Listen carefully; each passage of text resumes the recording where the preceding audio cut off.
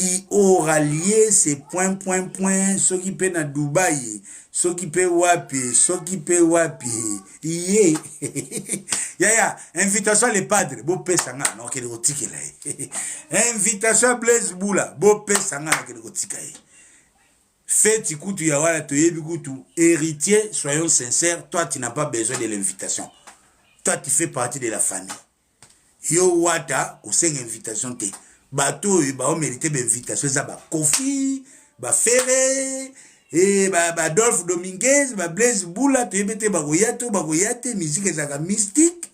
Mais, wata yo, faites ya gladi, tu n'as pas besoin de l'invitation. Ndengo yebindaku, ndenge pe go kotelela. Pour yebindaku, wana très bien. Tout ça n'a pas ça ya kimia, ndenge GDG qui est par rapport, ndenge système de G. Donc, ndengo yebelindaku, wata ndenge pe okuya feti ya gladi, waneza en attendant, mais ils a libala, tout ce qu'on a prière, libala c'est un long chemin de ezalaka par rapport, l'évangéliste Bodi Mamona, sambela pona gladi, ndenge GDG et kendaka. Ba modérateur ya wera o ba makasi na go mute bolimbisanga ya ba modérateur o nzambe na ngai o ba modérateur ba nzoi te we ya bo mute en désordre ok, tosilisi, allez, démuter, tosilisi si jawera, ok, to bimiwana. À part Yangiama, Tokoti, Kofi Olomide, Quadra Koraman, Songa Meli, Nandenga système de G, par rapport, Tokoti, na sujet, il y a les Quadra Koraman. En ce qui concerne les Quadra, en ce qui concerne les Quadra Koraman, l'information est une, c'est l'attente, il y a réouverture, il y a nouvelle billetterie. Attente, il y a réouverture, il y a nouvelle billetterie. Vous savez que la première billetterie, il y a Kofi Olomide, par rapport, il y a contrat où ils qui résilié, na co-organisateur, il y a concert, il y a hippodrome. Les contrats, ils ont qui résilié, billetterie et katanaki au lelo. En ce moment, quand bien même on a la volonté, excusez-nous, il y a que participer à un concert et hippodrome de Vincennes, il y a Kofi Olomide, on attend. Hier, les communications sont allées d'un sens à un autre.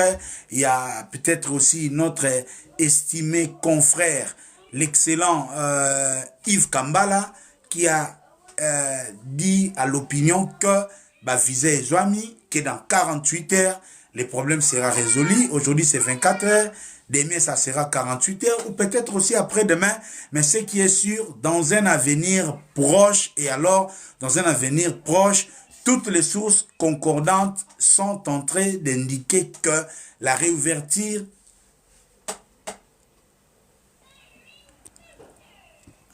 la réouverture, il y a billetterie et jusque là les lots tous les 40e, les lots tous les 13 juin, concert il y a Kofi Olomide ils a les 19 juillet, à partir il y a les 19 juin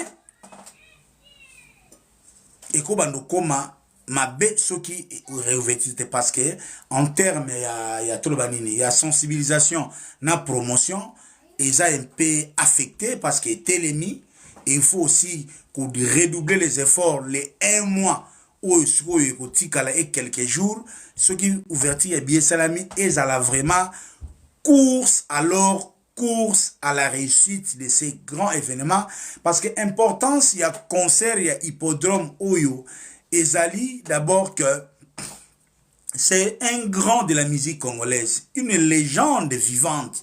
Oyo, après un bon bout de temps, il nous donne rendez-vous dans un grand événement hippodrome. Jubilé, c'est trop dire, parce que même après hippodrome, on aura toujours besoin de Kofi Olomide. Mais c'est comme une sorte de cérémonial où il a célébré les plus de 45 ans de carrière réussie à Kofi Olomide, où plus de 10 ans après embargo et na ba situation où Kofi Olomide a été passé par rapport ya situation ya benemi makambo belé ninge kendaka.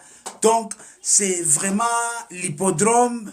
Croyez-moi chers amis, j'ai compris la douleur oyo et yela ki batu et toucha ki batu erbayoka ki banilation ana.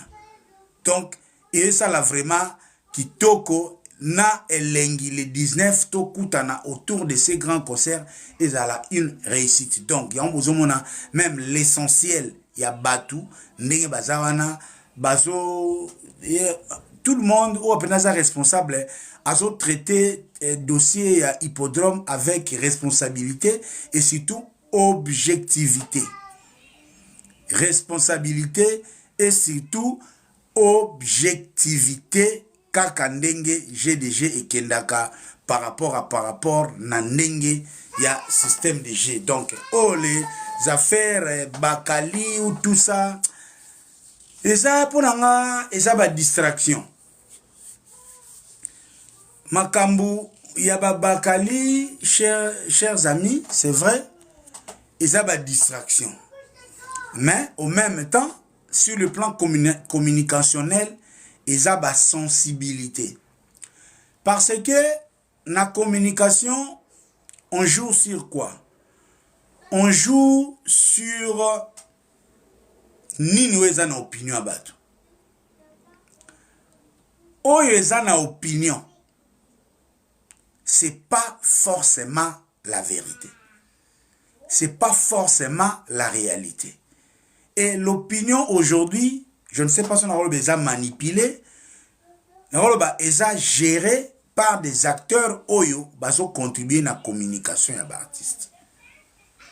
Lelo tozo bossa na rango tozo bagango la com est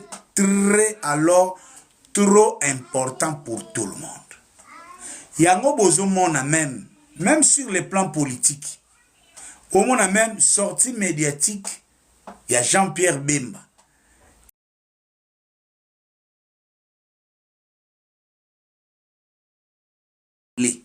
Et de telles sorties médiatiques, ils ont toujours une conséquence. Soit c'est fait à dessein, pour que l'opinion et logo moko, tout ça autour de la table par rapport pour arrêter aussi l'ascension, la position ya baninga.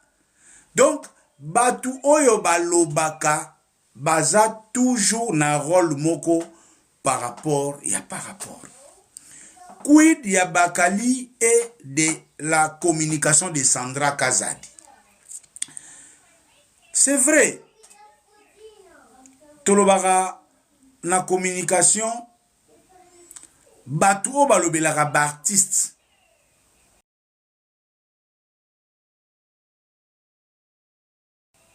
Il ne parle pas directement au nom des artistes de manière officielle. Ça, c'est une réalité.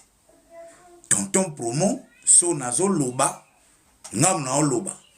De tout ça, par exemple, oui, je peux être influencé na information onazwaki, na eloko onazwaki, débat moko to partageaki na mutu, connaissance on na zanango, mais ngam nazo loba. Et pour la plupart des cas, na été chose akanetinga personnellement. Banda mukile banda. Banda na banda musona nyonso. Mukolo moko te, alors mukolo moko te. De manière directe ou indirecte, que fait rigoler. Ah, tonton promo, batuana, baosola mabe. Kena bango boy. Tonton promo, dénoncer boy. Na éviter l'imsunga na une expérience exceptionnelle. Ça n'a jamais arrivé. Je ne connais pas aussi la relation ou l'orientation communicationnelle, par exemple, Yagouvé.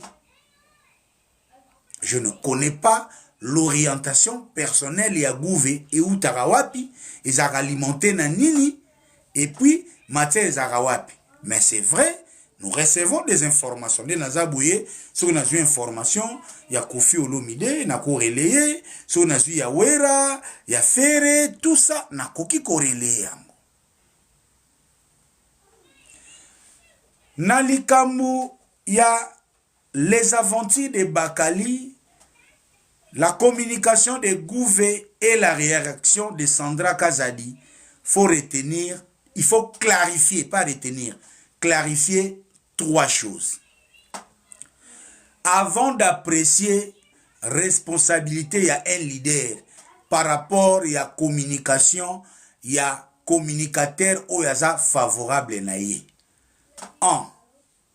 Il faut établir les liens, relations, liens et relations entre communicateur et artiste. Tobanda na point wana. Zoaletni la Sandra Kazadi. Tobandi relation ya Feregola na Gouve. Na relation ya Koffi Olomide na Bakali. Quelle est la communication de l'un qui peut réellement entacher la responsabilité d'un artiste? Déjà, ce qui boye baraté, ça c'est une chose que je dois clarifier parce que il y a kambu ya kindingu. Batu batanga mingi likambu ya kindingu. Déjà, bao baebi Feregola mutu oyo nyonso azalaka na communication ya batak. C'est difficile azala na relation très attissée de manière à orienter communication surtout na Feregola. Surtout. Et cause à la paix, de même na Koffi Olomide. Peut-être, il y en a corde. Likambu Gouve a soulevé. Est-ce que Gouve a soulevé de mauvaise foi ou Gouve a juste sonné une alerte? C'est la question qu'il faut se poser. Tout d'abord relation Gouve Feregola, relation Bakali Koffi. Est-ce que démarche ya Gouve ezalaki kosuye Koffi Olomide ou bien ko entaché événement ya Koffi Olomide ou encore ezali ko apporter ba mensonge contre les activités de Koffi Olomide?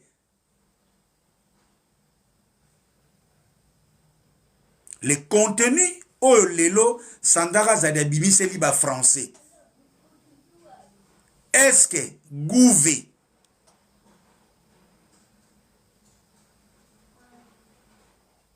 aille de manière à un débat, tout ça en annulation? Parce que si Gouve vraiment Sandra Kazadi aux Ambiaka, au Landara Solo, na yebi soko sepeli sa vie pour via sepela. Mais Sandra Kazadi na grand bouli yaya. Biso nyos to yebi ko na yebi que Sandra Kazadi a grand communicateur, un bon communicateur. Annulation oyeyeli Koffi Olomide. Na buzz annulation. Ce qui penda Gouve azana posa ya ko manquer Koffi Olomide respect ou bien ya ko tirer Koffi Olomide entre koseka annulation nako alerter Bakali Gouve alinga ke nanzelani.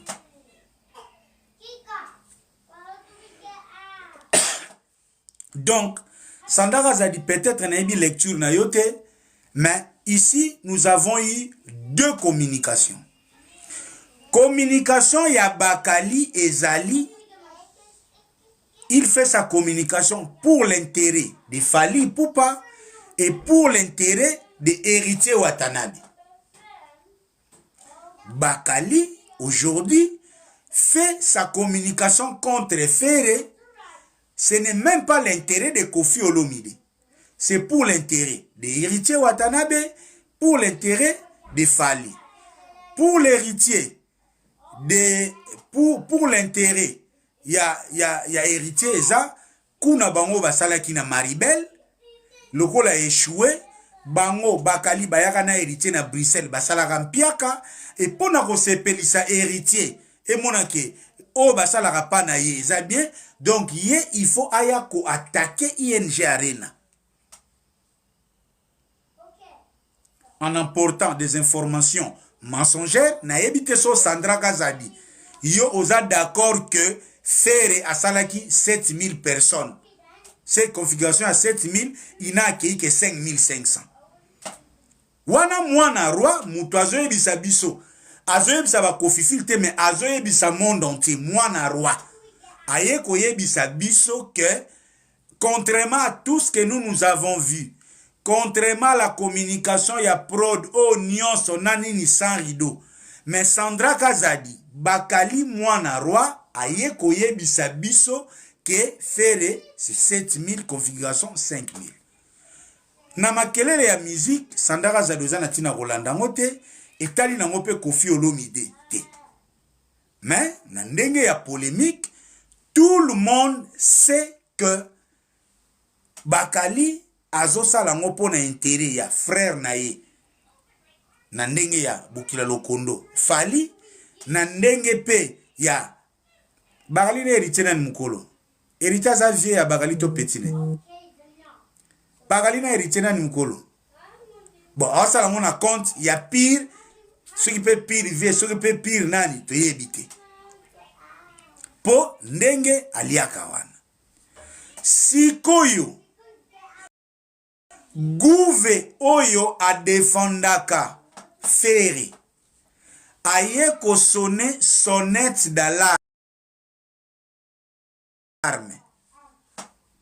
aye ko sonne sonnette d'alarme kete Bakali moni biso bagolwa toza bien à père toza bien à Kofi Olomide pour lelo intérêt à faire les intérêts à Kofi, intérêt à Kofi, intérêt à faire. N'est pas l'intérêt à musicien et belé. Mais, comportement ya mwana roi Bakali, ezako entaché mobilité na motivation ya bagolois. Est-ce que ça pour comprendre ça, Sandra Kazadi? Faut qu'il y ait une université. Comportement ya Bakali, oza na guerre ya makambwa héritier ozo kote la Fali mais yo jusqu'au point Bakali nous fait savoir que Kofi Olomide n'a pas besoin de Gaulois na ebite mutu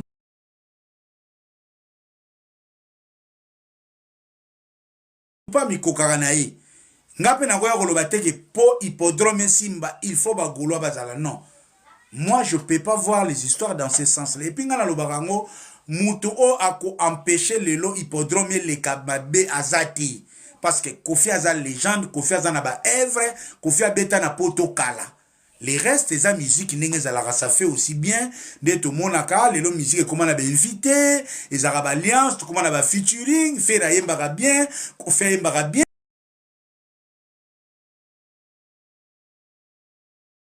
Kofi nenga yaki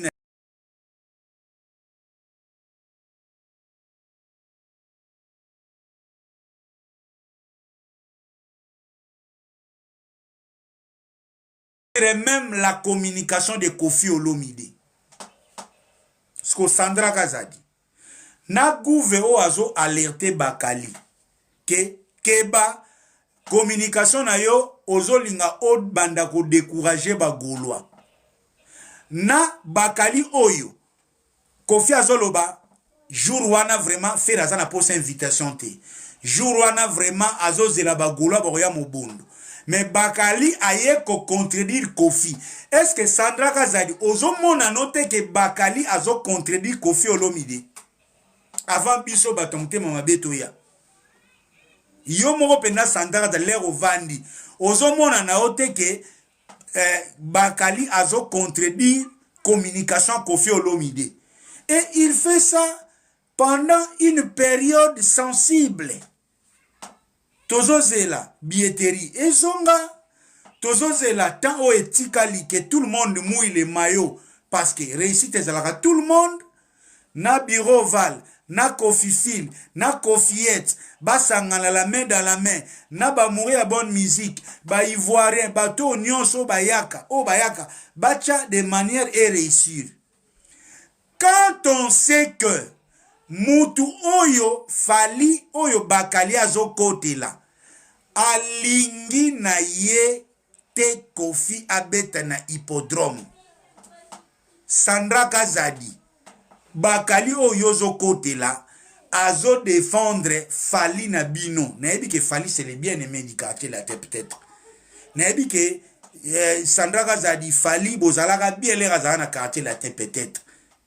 Fali peut être le bien-aimé, mais pas jusque là. Mais pas jusque là. Sandra Kazadi naebi que bolinga Fali eza nango pe mabete. Mais Fali oyo tozo monango bazoze la annulation na bino. Bazoze la kutu hippodrome ezala te po bango bachata na po lelo. Soki hippodrome ebetami te, Fali lera kodenda mbala mona hippodrome. Akobo c'est la même Stade de France.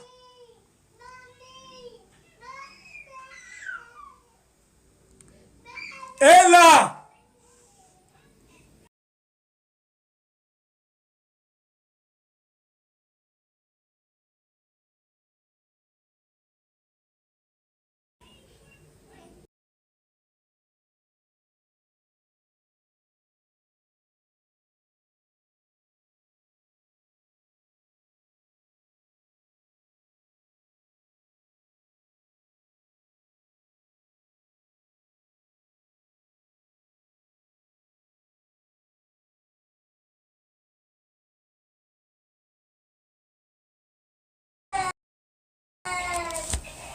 Qu'on reprochait Gouvé, moi, je n'en trouve pas d'inconvénient.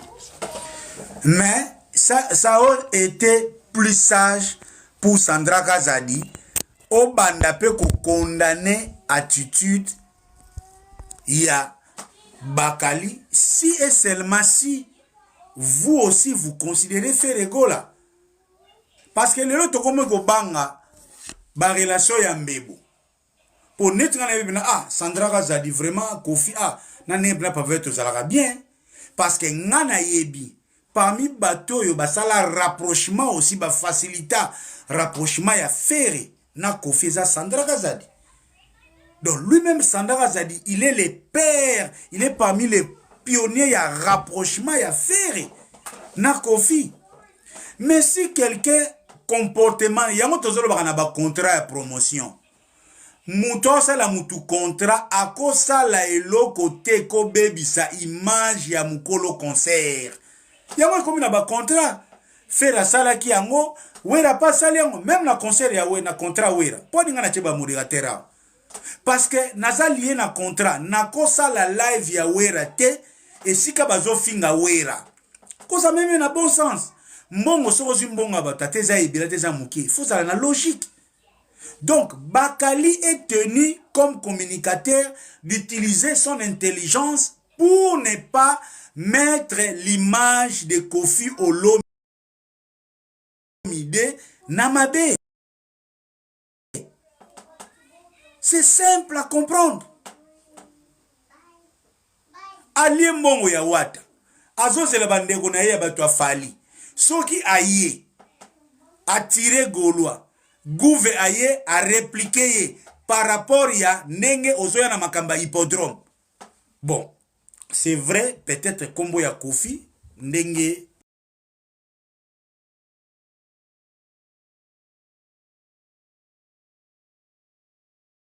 Sandaka zalo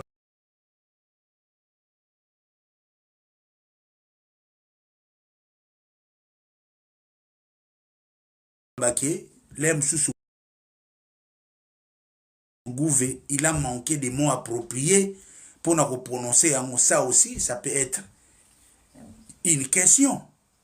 Mais en soi, la motivation et la démarche ya gouve eza na compte ya alerte. Venons-en na main mise sur Bakali. Sandaka zadi yaya. Bino bomema Bakali na poto. Bakali aya poto avant Vienjora, malgré Vienjora mema kiye.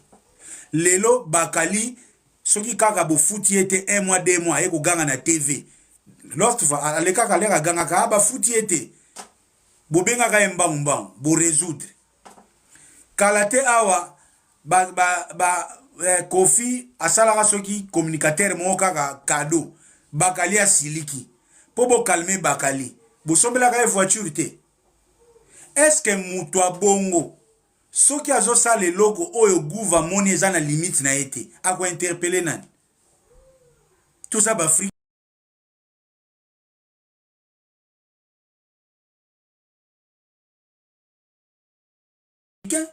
tufunda bana pa ya tata na bango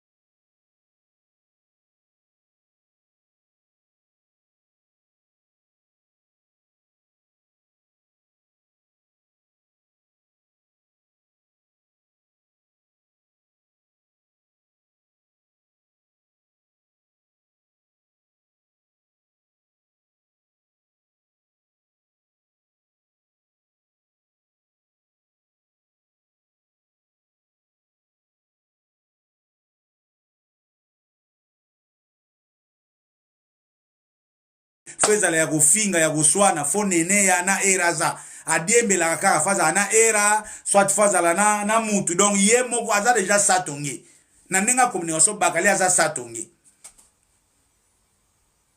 mais tout le monde a voiture privilège et nini oyo bosala na Bakali bino mutu boyebi moi je peux to kotango ezati Sandaka zadi mutu azo senga bino boboma Bakali azati. Ezaka bazo senga ke biso tozana biso na Kofi Olomide toza bien tozana problème te makambu na ye ya wata amemelango biso te na relation ya Kofi ndenga zaka bien Kofi azaka na héritier bien Kofi azaka na frère bien Kofi aza na ba pipe tia ba ville ba gaz ba inonsi bi azalaka bien à part ba to wenge ndenge mo ekendaka contre temps mais à tout moment pe Kofi lem tout mona ki awat Kofi a félicité ki wera sikoyo yonga na lobaka même ba communicateur oyo bazo kotaka ba problème ba artiste et bien ba notika la nation soki lelo yo lobi olingaka wera te na Kofi Ah, wera ndoki, wera mutumabe. Sko ye Kofi l'air a souhaité ki wera. Ondi. Toko ma petit le 15 awa. Comment on appelle wera? Ah, soutient le conseil de Kofi Olomide. Tu y habité. Tu y habité. Babini. Santa Zalaza Mr. Héritier. Ah. Ok, bon. Na habité, ba relation ana. Moi, nga na ba makamo na mérité. Nga vraiment na ndenge na nga Sandara Zadi naza na reproche majeur na piété mais na expliquer pour tout comprendre ba tableau. Moi, j'aurais préféré français wana au condamné pe attitude ya Bakali. Na même français wana. Pour français mneze kitoko, c'est vraiment du bon français. Kokendeka na gouvé au jouende jeu ya héritier na jeu ya Fali. Pour Bakali, il joue le jeu d'héritier de Fali.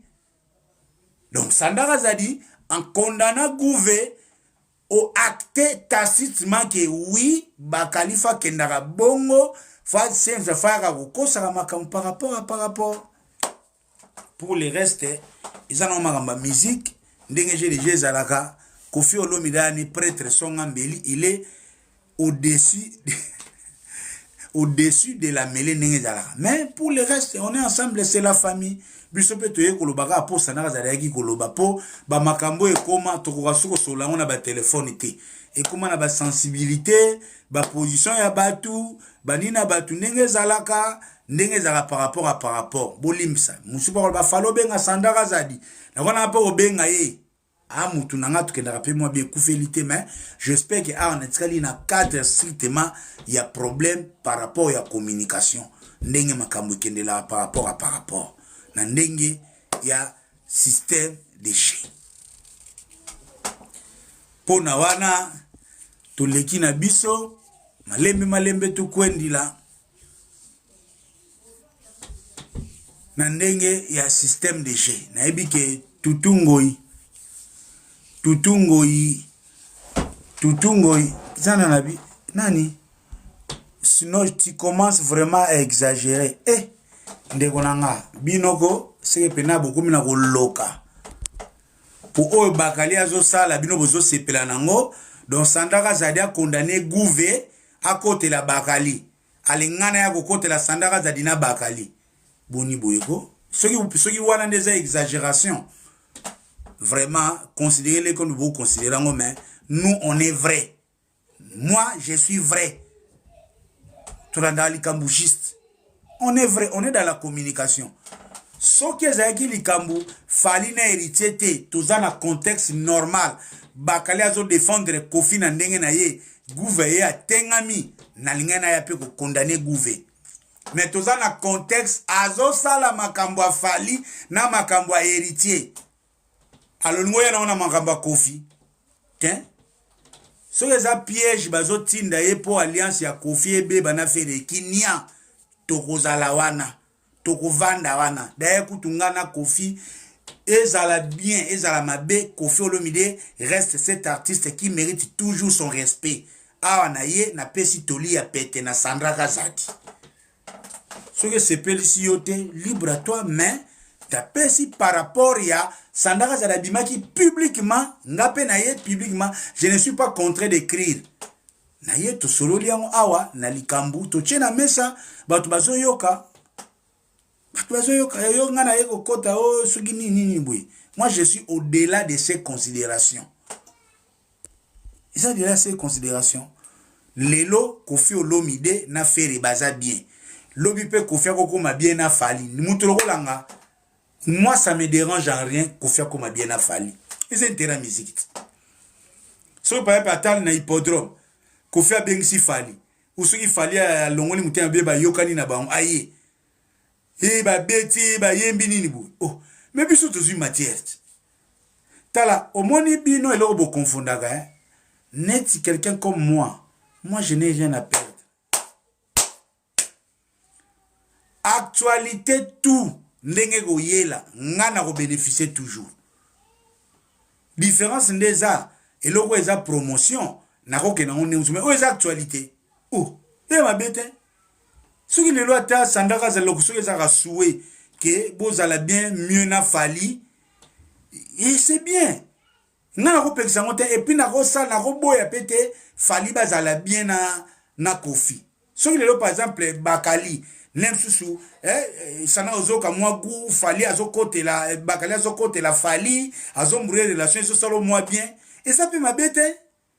Fali aza musicien Congo au-delà ya ba considération et les cas ceux qui vont rebondir tant mieux ceux qui vont bien tant mieux mais que oyo ozabo yozana Kofi bino boye ça biso fali mutu azo boma bino fali mutu azo sala boy fali aza derrière ça biso yongo te rappelle ko loba fali aza mabe c'est que fali aza mabe siko mutu aye na ndaku na bino ko vanter mutu aza mabe po aboma relation o eza bien yozo kote la mutu wana bon.